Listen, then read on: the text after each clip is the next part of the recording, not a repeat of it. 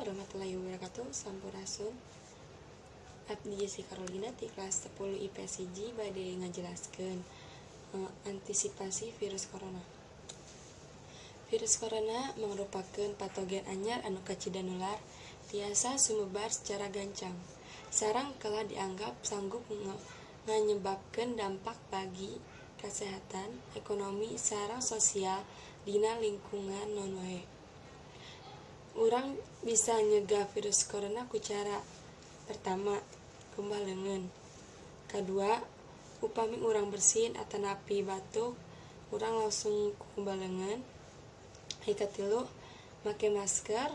Kaopat, ngahindarkeun kontak langsung sareng jelema anu tos kapapar virus corona.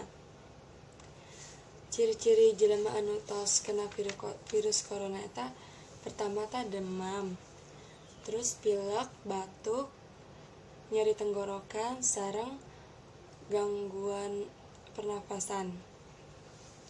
Sakitu we ti abdi atur nuhun upamina aya kesalahan dina kata-kata atau nu lainna mohon dihampura. Assalamualaikum warahmatullahi wabarakatuh.